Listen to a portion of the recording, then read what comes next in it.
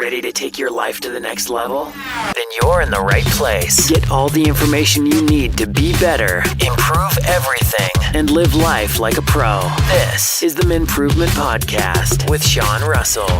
What is up, guys? Welcome back to the MenProvement Podcast. Thank you so much for being here. I'm so grateful to have you guys listen to the show. I'm your host, Sean Russell. I'm the owner of MenProvement.com, and on this podcast, I interview the most successful and incredible men alive to give us a blueprint on how we can mimic what they've done and improve our lives. Today's show is really cool, and it's all about world travel. And before we start, I want to thank Ali for emailing me saying that he wanted to learn more about travel and how we can travel the world for extended periods of time. And it's taken me a while to get this show out, but I finally got Wandering Earl from WanderingEarl.com to come on the show and talk about traveling the world and how we as men can travel the world for under $1,000 a month. Where are the best places to go? Where are the most beautiful women? Where are the best places for single guys to go where the beautiful women actually like American men? And all sorts of cool stuff like this. You're going to learn everything you need to do to drop everything and travel the world no matter who you are and what area of your life in, because what people think when they think travel is dollar signs immediately. You think that you're going to have to spend $5,000 a month to travel the world, but it's a myth. And Earl sheds so much light on this. Earl has been traveling the world for over 5,000 days. He's a literal nomad. After college, he took a trip to Thailand, and instead of coming back, he just decided to keep traveling, and he never stopped, and he's still traveling. He's got some incredible stories, which he tells us. And it's just a fascinating show. So for anyone who wants to travel, for anyone who hasn't thought about travel or thought it was possible, this show is really going to open your eyes. It's going to give you the inspiration, the motivation, the courage, and the correct mindsets to do so. We're going to talk all about what you should bring, how you can stay places around the world for free, and how you can get rent around the world for $150 a month. That's crazy. But literally anyone who makes $1,000 a month can travel the world. And we're going to talk about how you can make $1,000 a month online as well, and other ways to do that, and how you can work while traveling the world. So if you make no money now, we're going to talk about how you can get jobs anywhere in the world that actually will pay for your living for free, or just pay you in general, and how easy that is, how to do it, what websites to go on, and everything. This is an incredibly informative podcast. It's a lot of fun. Earl's a great guy, and I'm excited for you guys to hear it. So thank you, Ali, for emailing me. And if any of you guys have a show topic or idea, please email me at sean@menprovement.com, and I'll do my best to make it happen. You can email me about guests. You can say topics. I want us to thank Jay for emailing us the other day. He requested a topic on relationships, and I've got a relationship expert to talk about intimacy and how you can become more intimate in your relationships in a couple weeks. So just keep emailing me podcast ideas, and I'll keep doing my best to get the guests on. So thank you guys for that. Thank you for listening.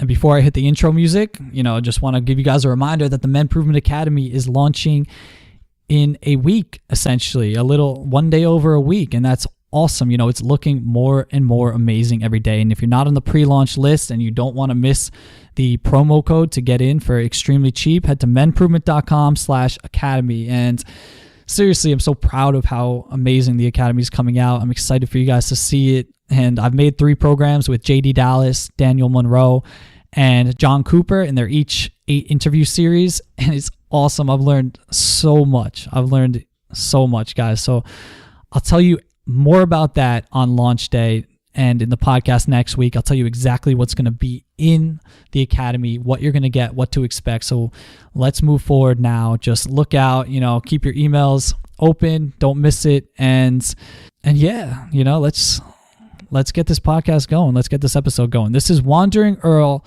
with how to travel the world for under $1,000 a month.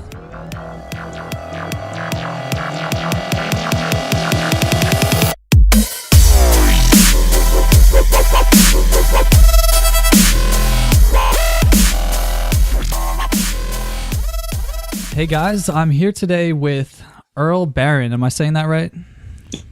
That is correct. All right. I'm here today with Earl Barron from WanderingEarl.com. And, I've been trying to get him on here for ages. So thanks for coming on, Earl. No, I appreciate you having me. And again, apologies for making it difficult to be on the show. It's all good. For anyone who doesn't know who Earl is, he's just one of the most prolific world travelers, which is why it's been so difficult to connect, because he's been living this incredible life, traveling to all sorts of countries that don't even have internet.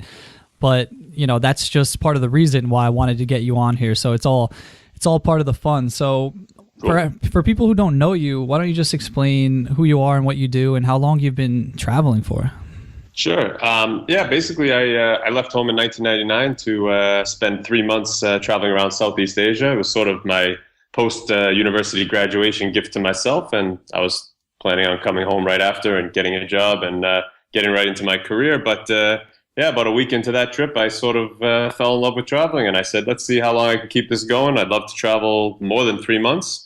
And I told everyone back home, I'm not coming home on my flight, and we'll see where it takes me. And at the time, I had it in my head. I was like, let's travel forever, see if we can. But I didn't think that was actually going to happen. But somehow it's been a good 15 years now. So it's kept on going. I've done various things. I've taught English over in Southeast Asia. I've done some volunteer work. I worked on cruise ships as a tour manager for a while, and then pretty much over the last 5 years, I've been doing the travel blogging thing, which has sort of turned into several other projects as well. So that's all been keeping me going, and just loving the lifestyle still.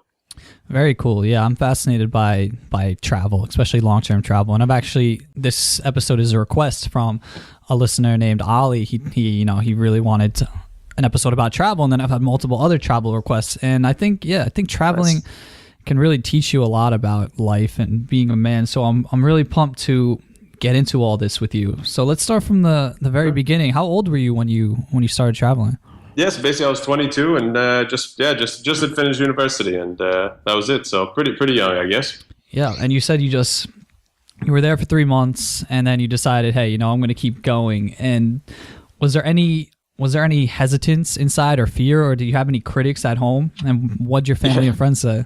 Yeah, of course. I mean, basically, I actually made the decision to go beyond the 3 months only about a week, 10 days into the trip. So I was kind of like naive, like, wow, this traveling is amazing. I need to do this forever kind of thing. And so I just figured, well, the only way I'm going to force myself to do it is tell everyone back home. So I told everyone I'm not going to come home after 3 months.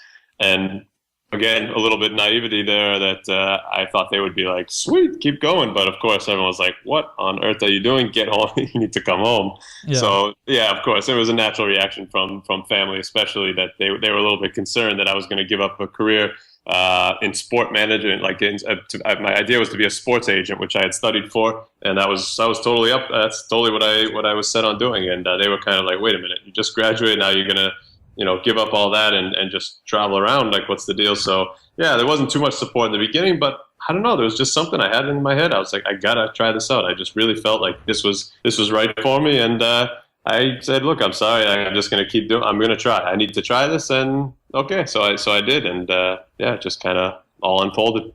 Yeah. So was there any inner conflict or inner fear or hesitance from you about not, going for the safe job route? Yeah, definitely. I mean, basically, when I made the decision, then I stopped after a few days. I was like, wait, okay, but now how on earth do I do this? Because this was, before I couldn't just jump online at the time and find all these blogs or find, so many examples of people that were making this kind of a lifestyle happen back then in 1999 or 2000. So I was like, oh, wait a minute now. Yeah, what do I do? So I got a little bit nervous, and I really had no idea. I just knew I wanted to travel. So yeah, I kind of kept, should I just go home or should I really try this out? But as soon as I told my family, I figured that would force me to do it. So once I told my family and friends that I was going to, give it a shot, then I kind of just didn't turn back, and I just went full speed ahead and just tried to meet as many people, stories, hear how they've been able to travel long term, just try to learn about as many different opportunities out there as possible, and slowly piece it together. So I kind of, in the beginning, definitely a little bit of a battle, but once I made the decision, I figured, I can't worry about it now. Now I just got to go full steam ahead if I really want to make it a reality.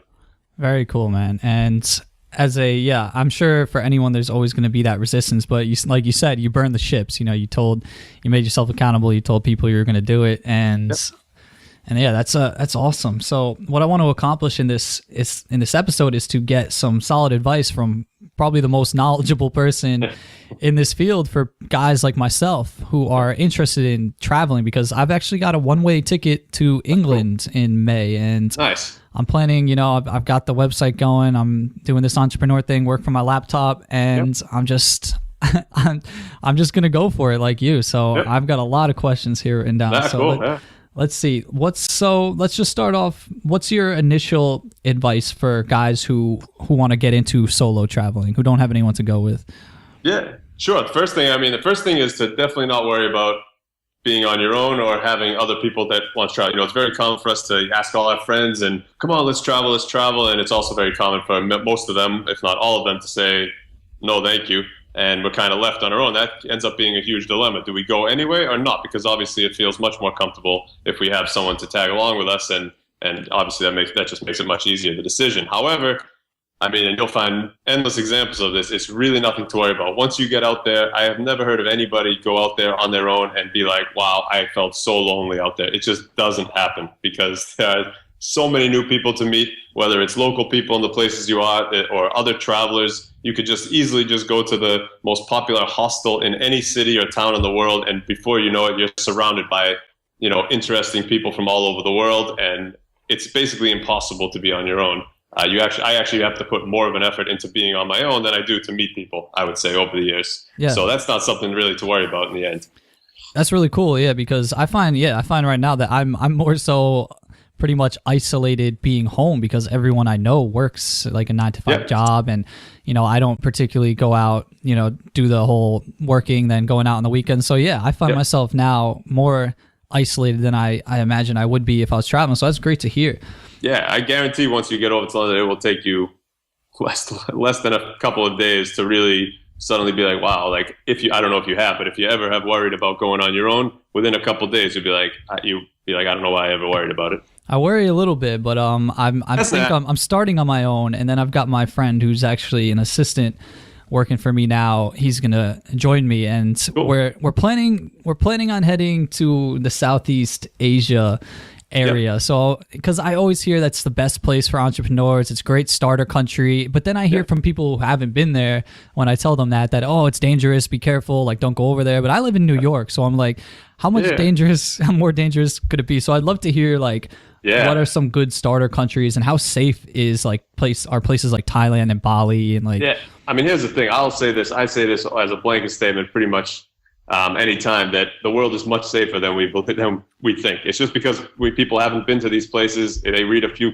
quick articles online, and then suddenly they think it's dangerous. However, and unfortunately, if you look at the actual numbers and the statistics, the U.S. is unfortunately a heck of a lot more dangerous than in almost every category of violent crime than almost any country you would ever think about going to in the end. And at the end of the day, I always say this: whether you're male, female, solo traveler, traveling with a group, if you use the same common sense that you use back home, use that same common sense while you're traveling, the chances of anything happen are very slim. I'll get emails from people that will say, "Oh man, I can't believe you think Thailand's safe. I just got mugged last night and all my stuff's stolen." I'll be like, "Oh man, it's terrible. Like, what happened? It was terrible. I got it. Everything was robbed and blah blah." And the more I talk to them, it usually ends up being, "Oh, it was 3:00 in the morning. I was totally trashed. I couldn't find my way to my guest house. I was by myself on some beach and I didn't know where I was," and blah blah blah. And okay, it's not making any excuses, but it basically comes down to, again, if you use the same common sense you use at home, the chance of anything happening are very slim. I've been all over the world in countries, to Thailand and Indonesia, and that's no problem. I've been to, other ones. I was in Yemen last year and other places where definitely people don't want to go because of, security issues. But again, one thing I've learned is it really comes down to using common sense. So, and places like Thailand are great, all of Southeast Asia. Also, Vietnam is a huge place right now for startup, for entrepreneurs. There's a huge community of people living in Ho Chi Minh City right now. There's huge community of people in Bali and Chiang Mai, Thailand. And then coming this way, there's huge community in Mexico. You also find one. My base has been in Romania for the last 3 years. There's a large community of people who work online living in Romania right now. That's becoming one of the most popular places in Europe. So there's definitely places all over the world. And as far as safety, you take out all the countries that are in the middle of a war pretty much, and the chances of anything happening are pretty slim. Yeah, that's really cool. And everyone who's told me otherwise or like mentioned it is someone who, they read the media, and all you're going to hear about in the media from other countries is negativity, because they're not going to post positive things. And I live in New York, and if you get drunk and you're walking through like Brooklyn or the Bronx at 3 a.m, exactly, you're in a lot more danger. And if you're starting trouble with locals and getting rowdy, like no matter what, you're putting yourself in that situation. So that's a great tip. So thanks for that.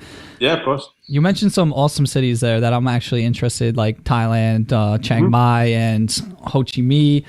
So is it true? I saw, you have a great article, living abroad for less than $1,000 a month. And that's what interests me the most in living abroad, because as an internet entrepreneur, I'm living here in New York. And if I were to try to get a 1-bedroom apartment, like by myself right now, and not have a roommate, it'd be at least $2,000 a month, and it's crazy. So like, and then you have cost of food and cost of living, and you're looking at like $4,000 a month just to live. And so I'm so turned on by the promises of like living for less than $1,000 a month in places like Bali and Thailand, and living comfortably. So so it's all true. It is true. I mean, that's the thing, and obviously you could go into Thailand and live on $4,000 a month as well. Mm-hmm. $500. I mean, in Chiang Mai, the place that I usually go to when I've been there over the years, the costs, they alternate the price between about $75 to $125 a month for a very large 1-bedroom apartment. Wow. So, I mean, that's quite realistic. I mean, and you go to a place like Thailand where a lot of local people don't actually have full kitchens in their house, because there's all these food markets at night where on their way home from work, they just stop by. It's all freshly homemade food right there. You just pick it up quickly. They put it in like sort of these bags and you bring it home. So, I mean, and it costs maybe, a couple bucks for a complete meal. So, it really is that inexpensive over there, and you can live quite well. And I think obviously that's a main reason why it's a great place for people starting off to be sort of online entrepreneurs, because you don't have to worry about spending $4,000 a month. You can actually just concentrate on what you're doing. It buys you more time to get things going when you don't have to worry about, spending all your money and then some. So it makes perfect sense, and it's definitely possible over there. Yeah, $100 a month for a 1-bedroom apartment sounds pretty nice to me. Yeah, it's quite ideal. I mean, that's the thing. The thing is too, like, even in Bucharest, Romania, I use it as an example just because I spend a lot of time there. That's Europe. We're in Eastern Europe here. That is, you can get a 1-bedroom apartment in the city center for a couple $100 a month as well, even there. So there are places. That's the thing. It's not only limited to Southeast Asia, which obviously is an excellent part of the world, but it's there. If you do enough research, you can find there's plenty of places actually on just about every continent where you can, including Europe, where you can actually live for well under $1,000 a month. Yeah, see, that's so encouraging to hear. And Romania is another one. Yeah, because I have a friend who he lives in Bulgaria, and I'm sure they're close by. Yeah, exactly. He's the owner of MotivationGrid.com. He's an internet guy. He's actually born in Bulgaria, but he tells me all the time. He's like, I live here for like less than $1,000 a month. I'm rich. Yep. I make like $1,500 a month. I'm rich. I'm going out every night. So that's awesome. That's exactly what happens over there. That's cool. And that's a big misconception that I'm glad that we crushed right away, is that when people think travel, they think money and this is going to be expensive and I can't do that. I only have like $5,000 in the bank or anything. Yep. And so that's huge, because it's a myth. You can travel for less than $1,000 a month, and it's actually cheaper than living where you are. So if you can do things like work overseas, that's a question from one of the listeners was, how easy is it for Americans to kind of get jobs while they're traveling and work overseas, and what jobs are available? Yeah. I mean, so basically there are opportunities. The thing is that if you were to line up, 100 people who are traveling long term, they're all making money in probably 100 different ways. It's because there are pretty much endless ways. Obviously, in some places it's easier than others. You have everything from teaching English, which is possible. You have everything from, if you start getting creative, say you can play the guitar. I mean, you can go to a university in Thailand and post up guitar lessons, that you start offering private guitar lessons and make some money that way. I mean, there's so many different things once you start thinking creatively. Then there's places like Australia, which is more expensive to live in. However, at the same time, Americans under the age of 30 can get a working holiday visa. So you can just show up there and you can spend a year there, and you can apply for and get any job, even a well-paying job there, perfectly legally. Same for New Zealand. So there's opportunities in that. You have places in Eastern Europe where there's all these foreign companies, that are moving and opening up offices in these Eastern European countries, and they need foreigners to come in and run sort of like mid-level management. So if you have that kind of experience, you could easily get a job working for these companies. There's just many different opportunities that it sort of depends on where you are in the world, I guess, and what your skills are. But there's always a way to make money. No, it's very cool. And and if you want to go the internet route, that's, we talked to Sean Ogle from Location 180, and he gave some amazing advice of starting an internet-based business that he does, and he lives all around the world, and he started in Thailand, and it's so attainable now. You could start now, today, and in a year you could have one book out that easily makes you $1,000 a month, and you're traveling the world, you're doing what you want. So we live in an amazing time. So that's amazing. The thing with the internet stuff is you can test out everything now. That's the beauty of it, is like you don't have to put $50,000 into something and take a year to see if it's going to actually work. I mean, you can put a few $100s into something and take a month and see if it works, and if not, try something else. So we really can. It's a great time to take advantage of these kind of opportunities, since we can really keep testing until we find the thing that works best for us. Yeah, and you can just do it passively on the side. There's no overhead. It's incredible. It's it's amazing. But so let's talk about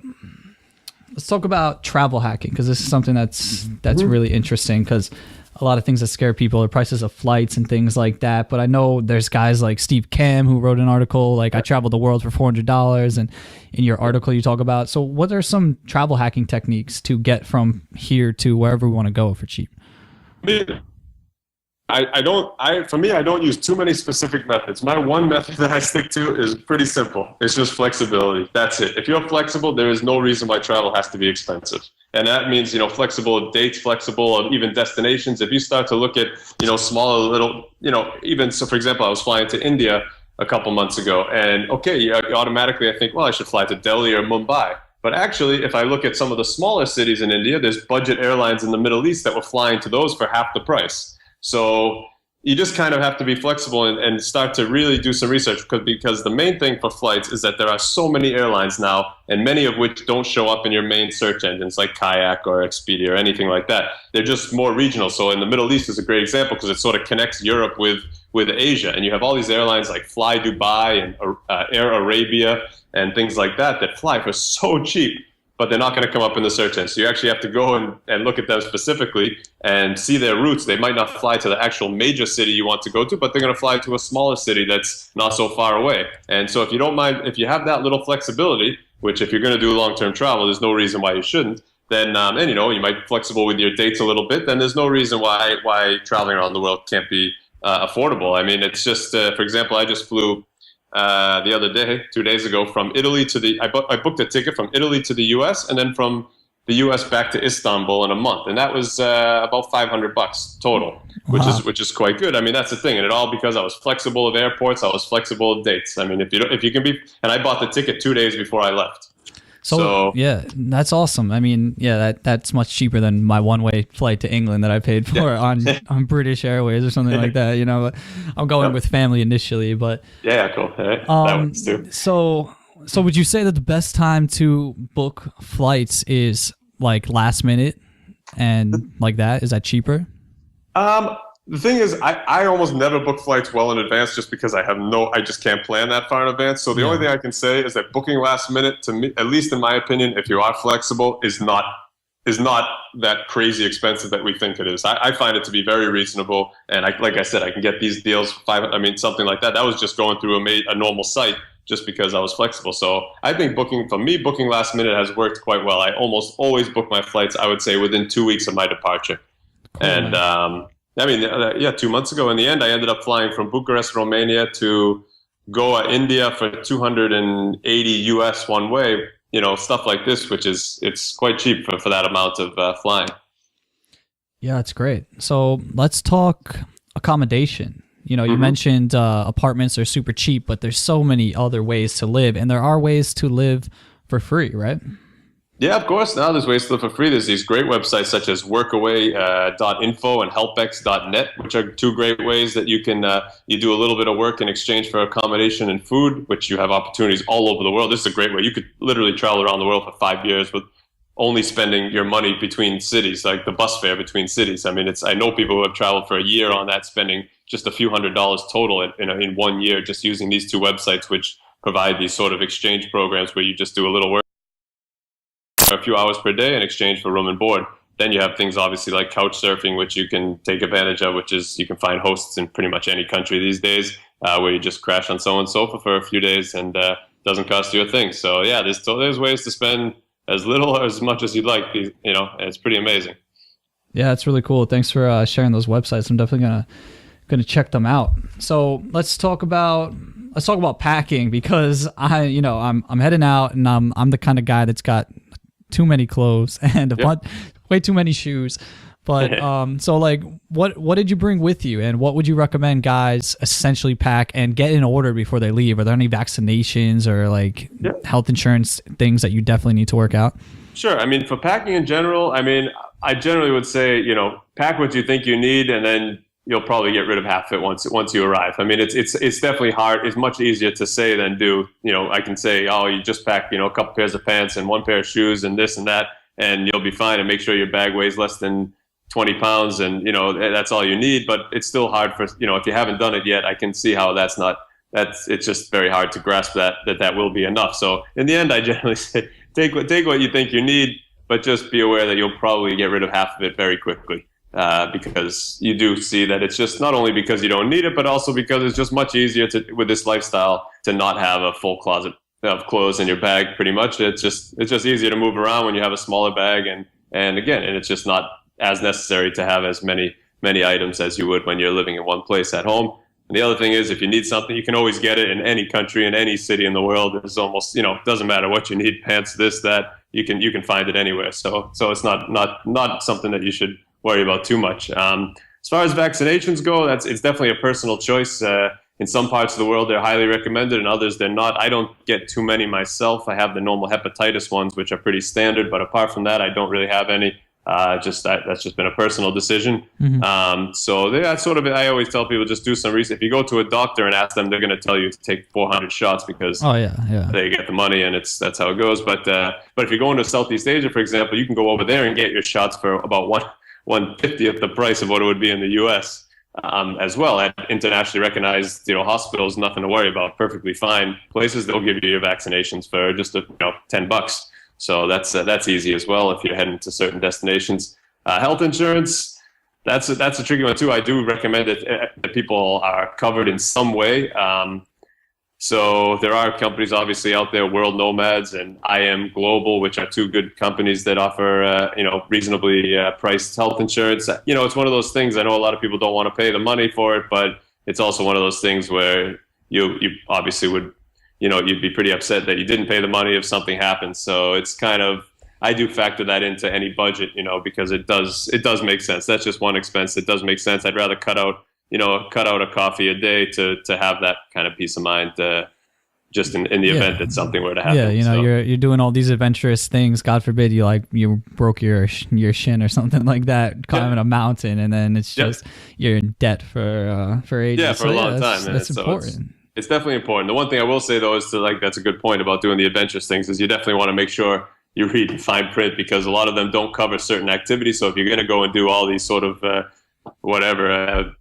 paragliding and all these things that you might do, that a lot of the times they don't cover it. So you definitely, if you do get insurance, you want to make sure that you know exactly what you're covered for, so that you don't just go out and just sort of do all these activities that are definitely not covered on your policy.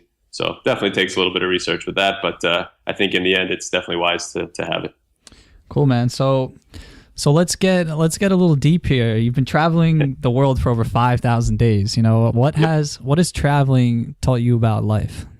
Yeah, I mean, the main thing that it's taught is that no matter where people are from, no matter their religion, no matter their culture, no matter their economic background, no matter anything, that pretty much the majority of people around the world are the same, that they all just want to live a simple, happy life, that, they don't want to have any enemies. They don't want to be involved in any wars and fighting. They don't want to be involved in crime. It's just, they just want to have enough money to feed their family, to have a good time with their friends. And that's it. And that's the one thing that I would say, before I left, I thought, well, everyone in different countries, everyone's going to think differently. And, maybe these people don't like these people. And yeah, of course, there's people that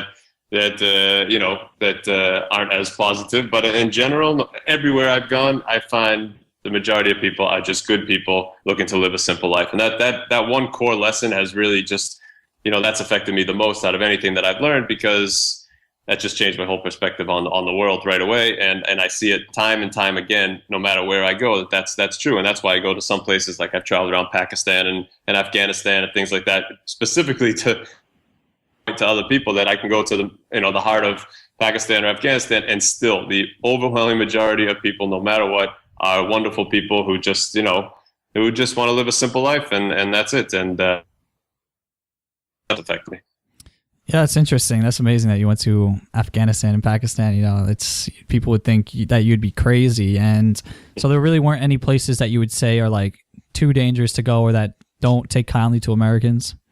I wouldn't recommend some of these places. Like, I definitely recognize that I am still taking a decent risk by going to these places. To me, it just happens to be, I've traveled for a while. So like, in the beginning, seeing the sights was wonderful. But after a while, I sort of realized that it was the human interactions that I was experiencing every day. Those were much more valuable to me than seeing the sights of the world. So once I sort of made that realization, then I wanted to go to these places where travelers don't go, because I wanted to meet some of these people. I wanted to connect with some of them and learn from them, because again, there just aren't travelers going there. So you don't read about them. They're not able to tell their stories as much as people in, say, Paris or in other countries or Istanbul, where there are a lot of travelers going. So that was sort of my main motivation to go, even though there is definitely a risk. So I don't recommend really people go to a lot of these places. There definitely are places where, that are too dangerous. But as far as the anti-American thing, the one thing I'll say is, if you're traveling to some place to learn about the country, I haven't found anybody who that's been in Pakistan. I definitely met a few people who were anti-American, but they still were very nice to me. They realized that I was coming there to learn about their culture and country. They definitely make the separation between, if they don't like the U.S., it's very rare that they don't like the people. Like, they don't really meet that many people, so it's more of just they don't like the government policies. So they're reasonable enough to separate the two. If you're coming to their country to check it out, then they appreciate that no matter what. And I've never been in a situation where I was like, wow, this is bad. Like, these people are so anti-American that I'm going to be in trouble. Like that. That's never been something that I've had to deal with. Cool, man. Very cool. So what are your favorite places that you've been? Like the top three, and what are the top three like most beautiful places in the world that you've seen? Yeah, sure. I mean, as far as countries in general, I will always say that probably India, Mexico, and Romania are probably my top three favorite places. Just for different reasons. Mexico has a lot of culture. I think it's a very underrated country. People think that's very dangerous, but it's actually quite safe. And just everywhere you go in Mexico is something different, just kind of different kind of culture. In India, it's just, there's no place I've been like it is. I've been to India 15 times, and every time I go, I still see things in every single day that I've never seen before in my life. And it's challenging in a way that no other country is, at least no other country that I've been to. And Romania is just a complete surprise country. Without many tourists at all, and it has so much to offer, whether you like going to the coast or you like mountains, adventure, medieval cities, history. It just has a little bit of everything. I'm not sure that there's another country I've been to that actually has like a little bit of almost everything that anybody could possibly want. So those are the three main that I would say are my favorite. As far as the most beautiful, I will say the mountains. The Himalayas, definitely in northern India, and especially in northern Pakistan, where they have more mountains over 7,000 meters than anywhere else in the world. And it's just like, it's totally surreal. When you're up there in these small villages surrounded by, endless row of 21,000 foot mountains, it's just simply amazing. That's one of the most beautiful places I've been. On the island of Sumatra, that are just, I'll never forget it. It was early on in my travels, and there's sort of a little town, a little lake, a volcanic crater lake called Lake Mananjal. That's definitely one of them. There's so many amazing places out there. Was that second one in Egypt, you said? In Indonesia. Sorry. Indonesia. Okay. Yeah. No, yeah, because you broke up a little bit. Cool. Indonesia. Yeah, it sounds like an amazing place. I'm definitely going to check those places out. So here's some questions that I'm sure the listeners will be interested in, because a lot of guys like learning about meeting women. So what do you think the best countries for like single American men would be? And what country do you think has the best looking women? You don't have to answer that if you don't want, but no, I'm interested. For me, it's Eastern Europe. So, and if you are a single foreign male, Eastern Europe is a pretty good spot to be. Yeah. Whether it's Bulgaria, Romania, Ukraine, kind of that area is pretty pretty good spot. They are, you have no problem meeting women. That's for sure. They're very educated. They're very smart people over there. It's not the kind of, I don't know. It's different than what people tend to think. So it's, and I think, I don't know.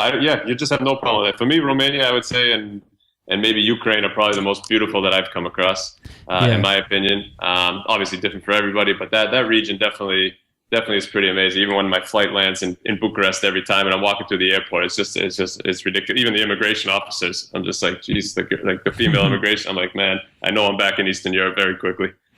That's awesome. That's cool. Yeah, Bulgaria is where my friend lives, and I look on his Facebook, and every one of his friends looks like a model, and she's got perfect tan skin and brown hair, and I'm like, yep. I can go live there for $1,000 a month and be living like a king and be a foreigner with these beautiful women. Why not? It sounds, and it's a beautiful place. Sounds perfect to me. It's not a bad combination. So I think I'm gonna have to do that. But that's awesome. And how's the language barrier in all these places? Yeah, I mean, that's the thing. Like, okay, these days, English is spoken pretty much. Speaking specifically about Eastern Europe or just around the world? Like Eastern Europe, Bulgaria, and around the world. No problem at all. No problem? In Eastern Europe, no problem. And almost every one of my Romanian friends speak English, French, Spanish, Portuguese, and Italian, not to mention Romanian, completely fluently. That's pretty common over there. So you have no problem with English in Bulgaria, Romania, nothing. Literally no problem at all. And that same goes with the rest of the world. I mean, these days English is so widely spoken. If between English and learning the basics of any language wherever you are and body movements, it's pretty impossible to end up in a situation where you can't communicate with somebody. Like, it just doesn't happen these days. I mean, you could be in the most remote village somewhere and somebody knows some words of English, and if you learn a few words of their language, you can always figure it out. So in any cities or any places where you're going to live, you'll have pretty much no problem at all. That's cool. Yeah, this has been really cool. So to cap it off, do you have like a really interesting or cool travel story that you could share with us? Let's see. Yeah, I can. I don't want to put you on the spot. Oh no.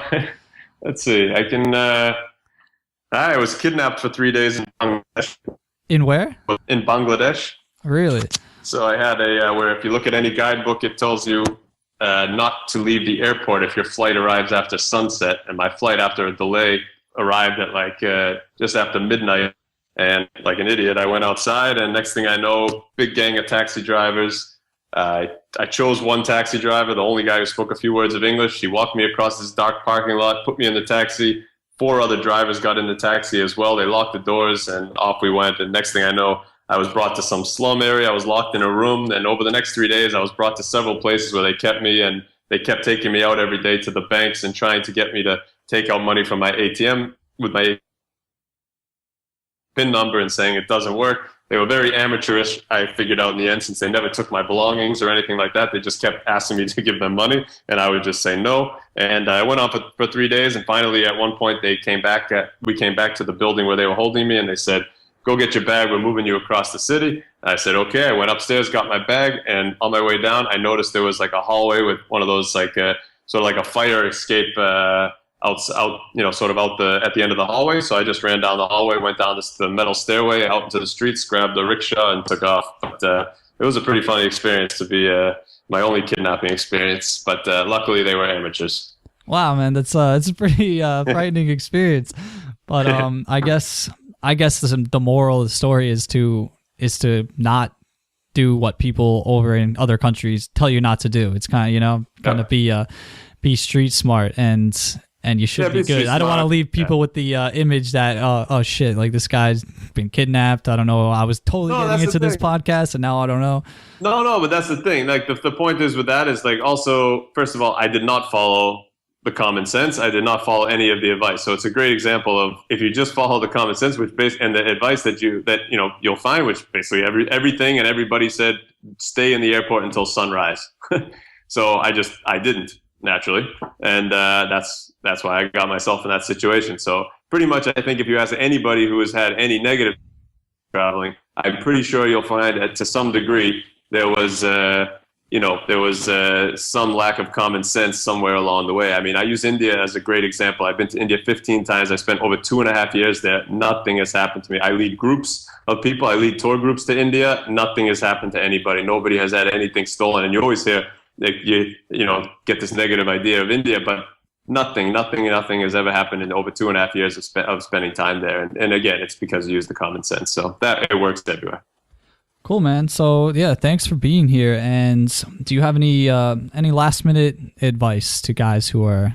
Yeah, my main advice is literally, I know it's somehow work on putting any fears that you might have aside and force yourself to go. Buy the ticket and go, like you did. You bought the one-way to just buy the ticket and go, because I can tell you in 15 years of meeting people, of traveling around this world, meeting people from all sorts of countries, I have never met anybody who forced themselves to get out there in the world and regretted it, basically, or decided like, wow, this is the worst decision I've ever made. I have never heard that from a single person of all the thousands and thousands of people that I've met who are in the very same situation. They once wanted to travel, they weren't sure if they should do it, and they ended up somehow forcing themselves to go. If you do force yourself to go, I can almost guarantee that it's going to be the best decision you've made, because I've never heard otherwise from anyone that I've ever met.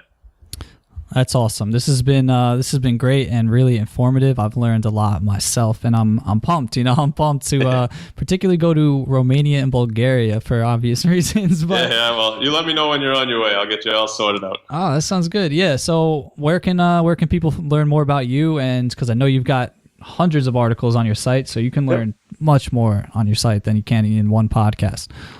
Yeah, you can just check out the blog. It's wanderingearl.com. And also my Facebook page is pretty active as well, which is also Wandering Earl. Have a great community of people over there. I sort of post interesting things and have nice discussions about various travel topics over there. So those two places are the main. And anyone, you ever have any questions, you can always send me an email through the blog, and always more than happy to help out as best I can. Cool, man. So do you think you're ever going to settle down anytime soon? It might happen, but I always say that, if I keep waking up in the morning, if I wake up tomorrow and suddenly I'm like, wow, I just need to stop traveling and it's time to settle down, then that's what I'll do. But until that happens, I'm going to keep on going, because I wake up every morning now pretty happy with this lifestyle, and just still loving to travel. So I'll keep it going for now. Cool, man. And when you do settle down, where do you think you'll live? That's a tricky one. I've thought about it a little bit, but I have zero answers for that one. Yeah, it's amazing. Man. That's one of the toughest questions I face. All right, Earl, this has been fantastic. Thanks for coming on the show. I really appreciate it, man. I'm grateful for it. No, thanks so much for having me. All right, man. Take care. All right, guys. Thanks for listening. This was an incredible episode, and I hope that last story from Earl didn't scare you, but I'm glad he told it, because while traveling the world can be extremely safe, it's all about being smart. And like Earl said, he didn't follow the rules that people told him, and he almost got himself into a lot of trouble. But you can go out there and have your wits about you and be a smart guy, and you can have an incredible time and travel safely, travel cheaply, and that's what it's all about. And I'm excited to do that. I'm excited for you guys to do that. I've actually booked a plane ticket out of New York, one-way ticket for May, so I'm going to get my travel game on, and I'm going to be talking more about that in the podcast. And I'm pumped for it. And some episodes that I have coming up are how to program your subconscious mind with Andy Murphy, how to become more intimate in your relationships from a relationship expert, and just become a better man, satisfy your partner or girlfriend better, or any girl you meet, become intimate with women you just met on the street. And, even better podcasts, all sorts of incredible stuff coming up from fitness experts. I know we haven't had a fitness show in a while, but I've got a fitness expert from muscleforlife.com coming on here to tell you how you can get jacked easily. So got a lot of great stuff coming up, guys. Thanks for listening, and have a great week.